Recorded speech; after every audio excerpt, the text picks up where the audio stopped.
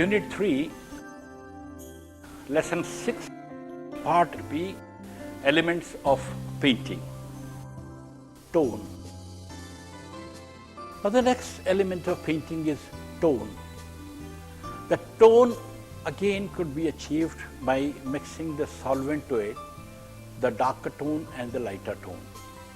So it's just you mix more solvent, it becomes lighter tone, and when the saturation is there, then it is the darker tone. So tone is equally important element in a painting.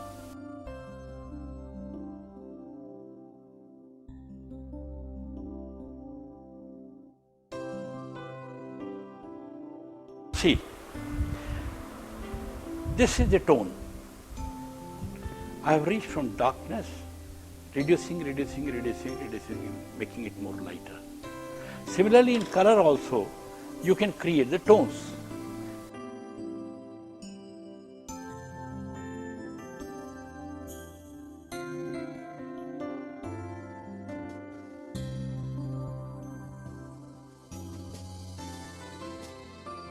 See, this is the tone, from darkness to the light, by reducing the saturation of the pigment.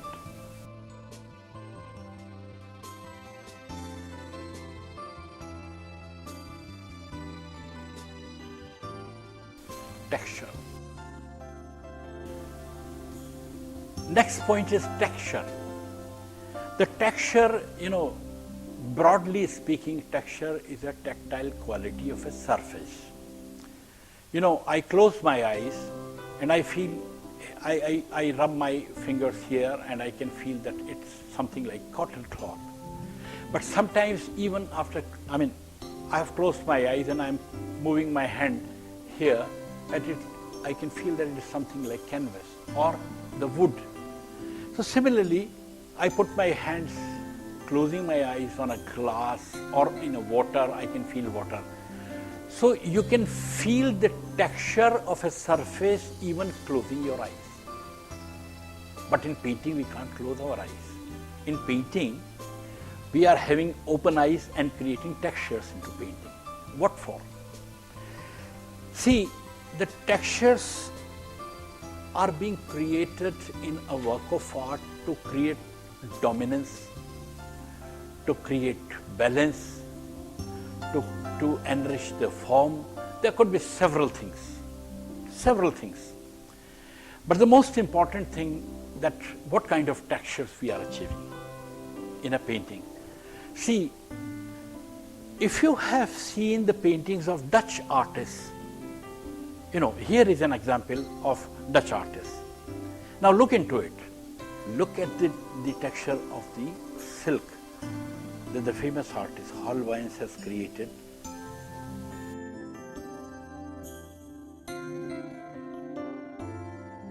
Then if we shift to the other areas, look here, the metal things have been designed, where the coins have been kept there inside, and you can feel the texture there.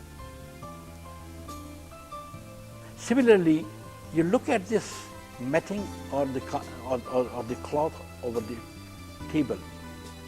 You can even have the feel of the texture of the woven cloth here.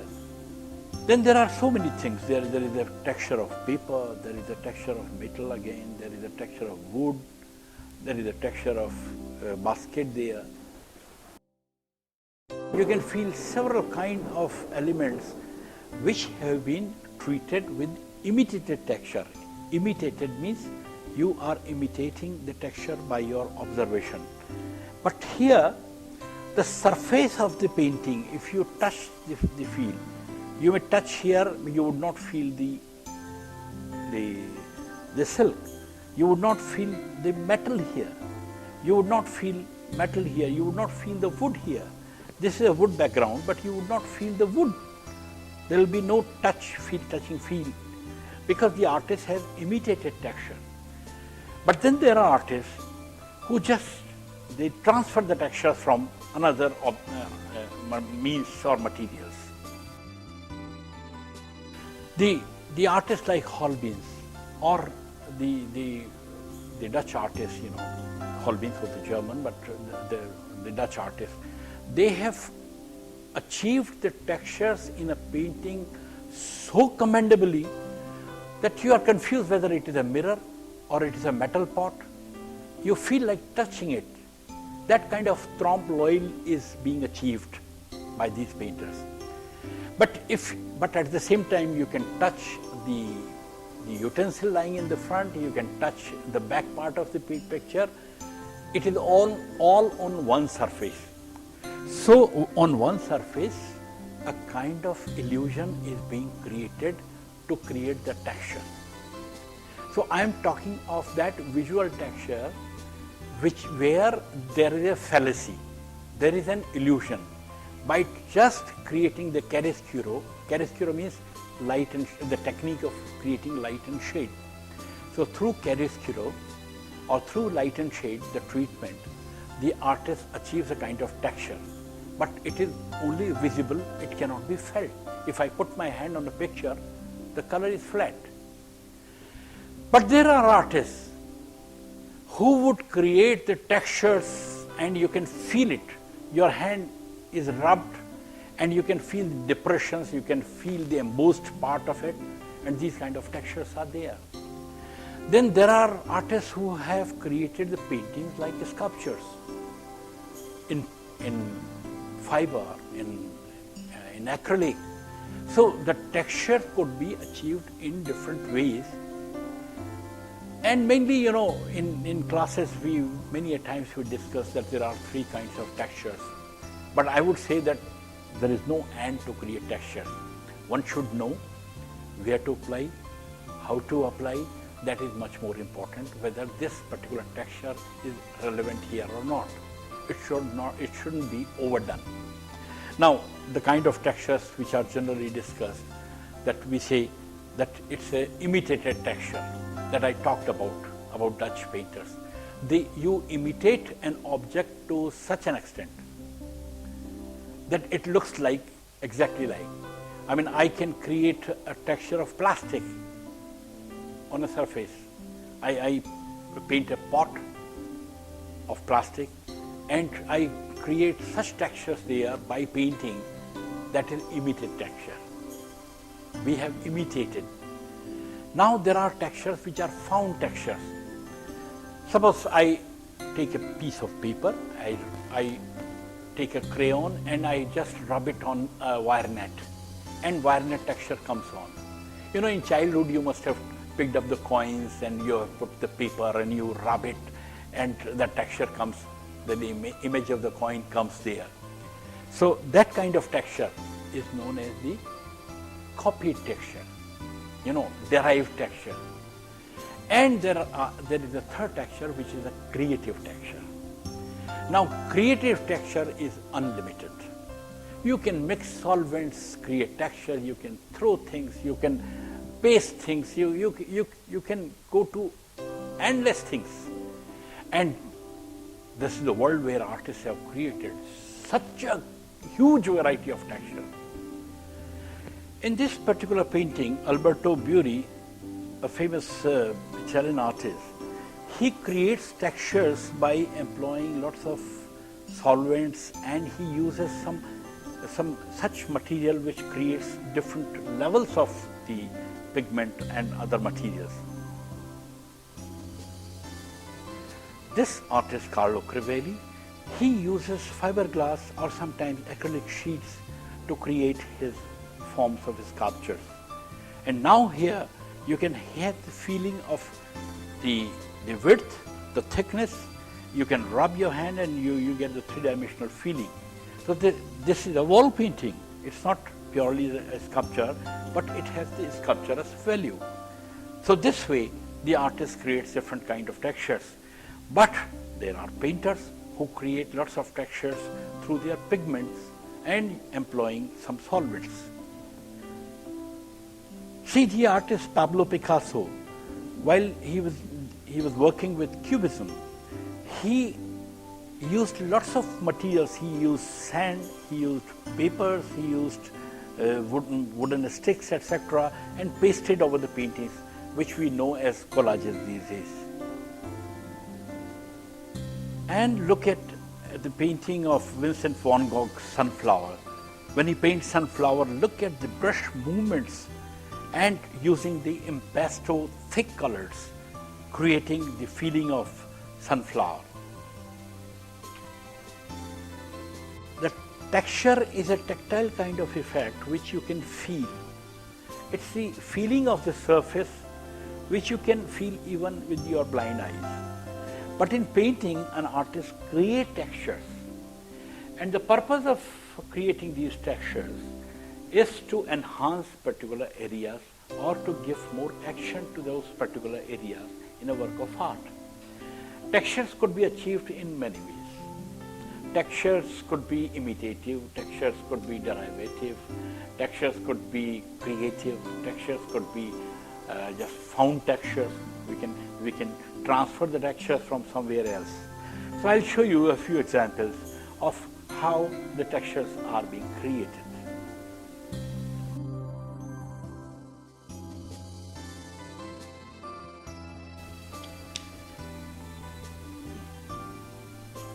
Now this has been created by this, and this is a roller. You can even transfer the tones from other objects, whatever you feel. Sometimes, we feel, we get such materials and feel like transferring it to your canvas. Now here is a material that is a wood block being used by the cotton cloth printers. See, here, I'm transferring it.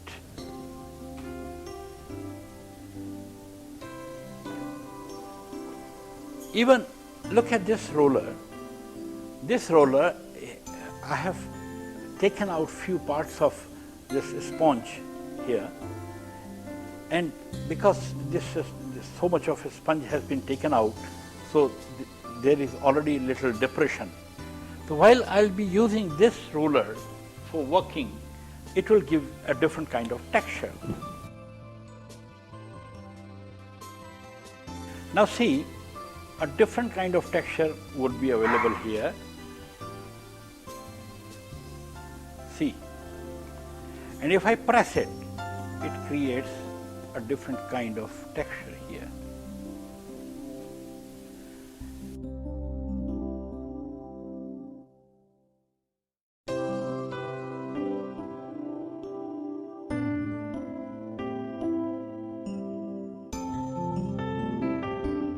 We talked of imitated textures, then we talked of painterly textures and collage textures.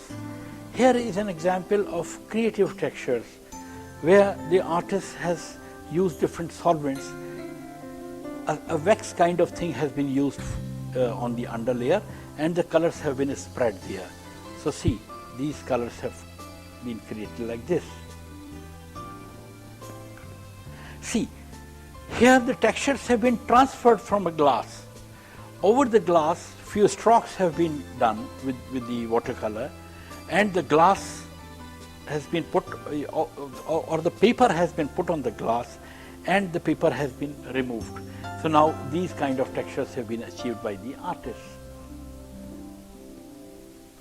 Now see, here the artist has given an undertone of red color, and then on the glass, artist spreads watercolor, white color, white patch there, and then puts the paper and slips the paper. While slipping the paper, you achieve these kind of textures.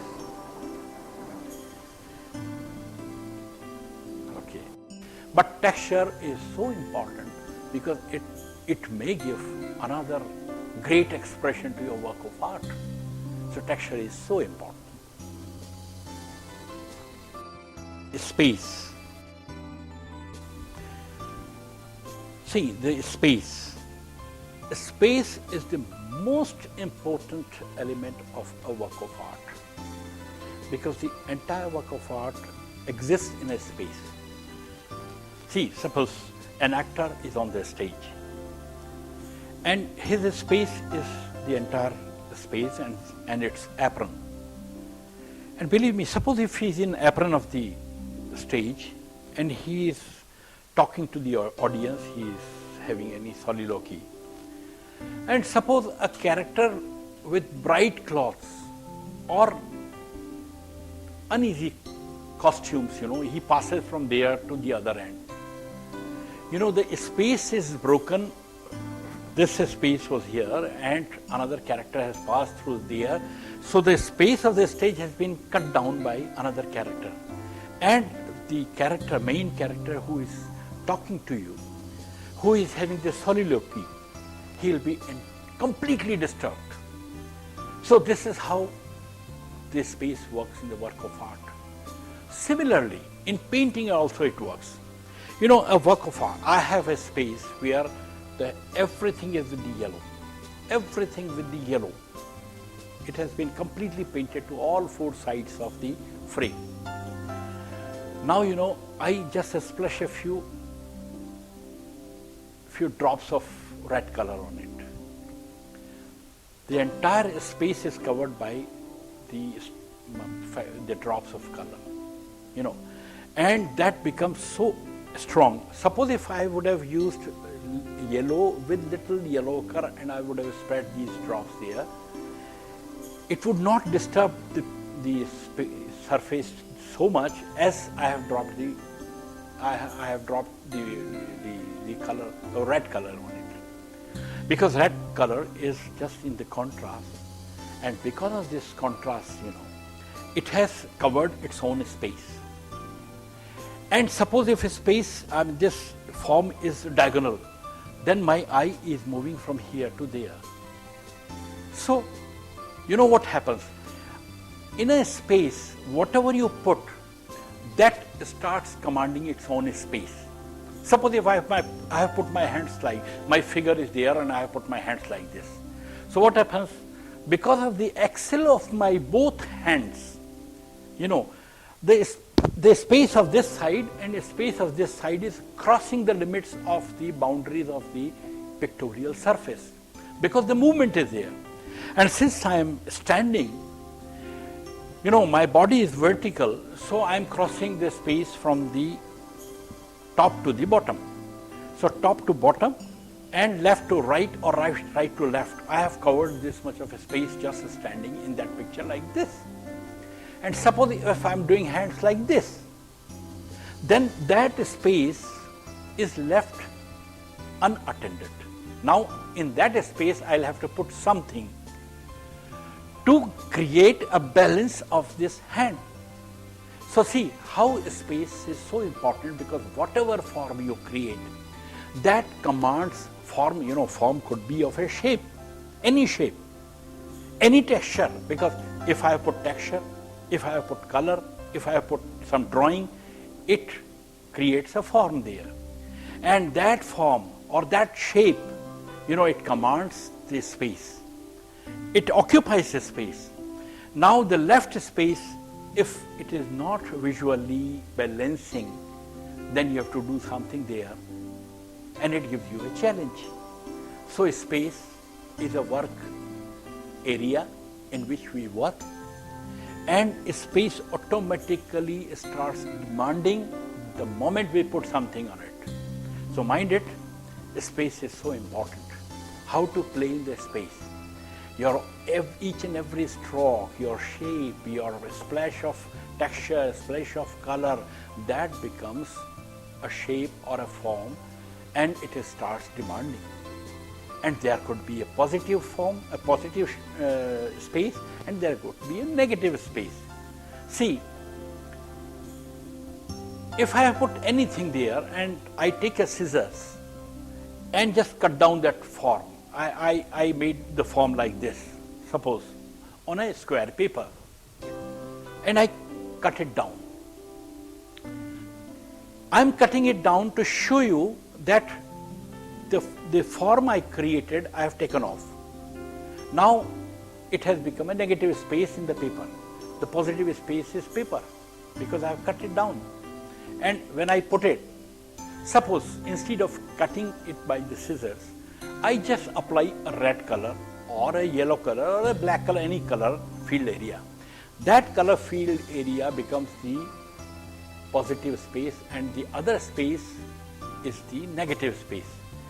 So an artist has to take care very intellectually about creating his space, that it is how he is playing with the positive space, how he is playing with the negative space.